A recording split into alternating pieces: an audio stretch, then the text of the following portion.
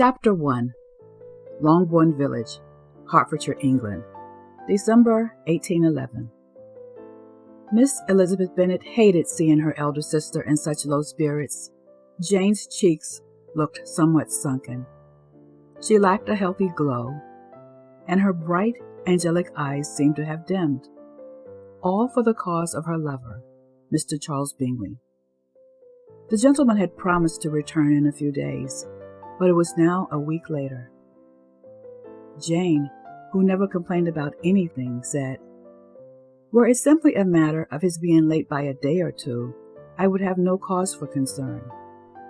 I should imagine the business which dictated his return to town has yet to be resolved. However, Miss Bingley's letter plainly stated her brother is to remain in town indefinitely, and I am beginning to believe her."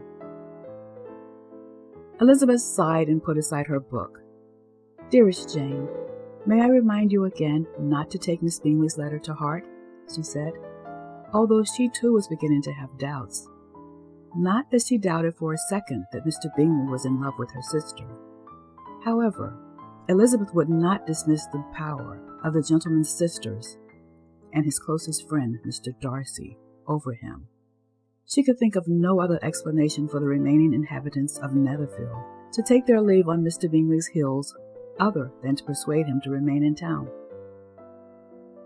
Miss Bingley's letter to Jane had arrived within a day of Mr. Bingley's departure, thus casting an air of despair over Longbourn.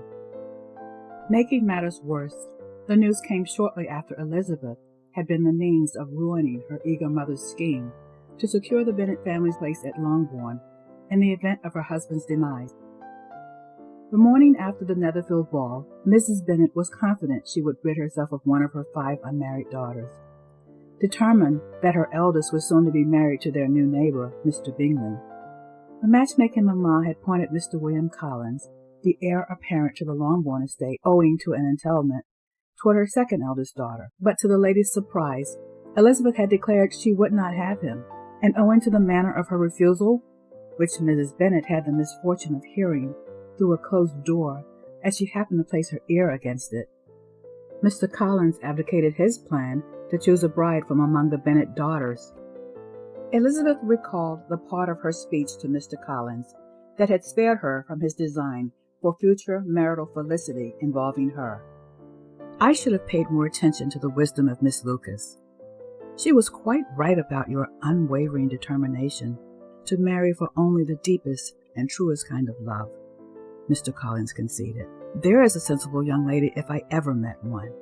She would never be foolish enough to jeopardize the security of her family and herself for such a fanciful notion," he added, sounding rather wise himself to Elizabeth's ears. With one arm folded over the other, Elizabeth had said, "If you truly believe what you are espousing, sir, then perhaps you ought to be standing before her, rather than wasting your time here with me." The shock on her mother's face when she nearly fell inside the room was such that Elizabeth would not soon forget. Nor was her mother's ensuing disapprobation something Elizabeth would quickly overcome.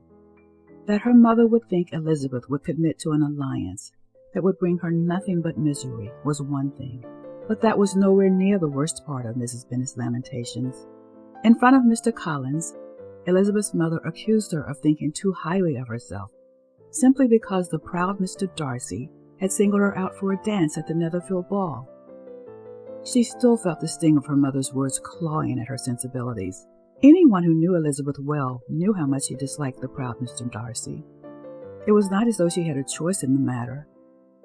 To have declined Mr. Darcy's request for a dance would have meant sitting out the rest of the ball. Elizabeth was not inclined to forego her share of the evening's gaieties.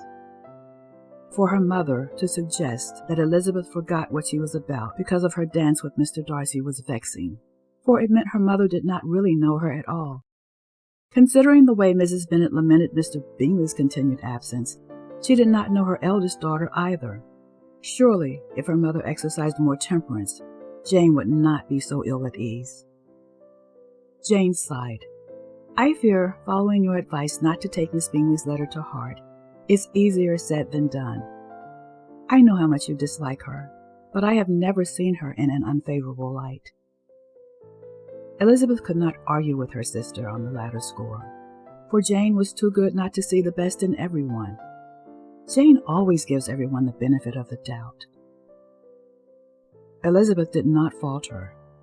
She only hoped Jane would never come to understand the less than agreeable side of humanity, for if she did, she would lose some of the light that made her so special. Far be it from me to be the one who poisons your mind against Miss Bingley. But I do not believe she acted in her brother's best interest. On the contrary, I believe she was thinking only of herself.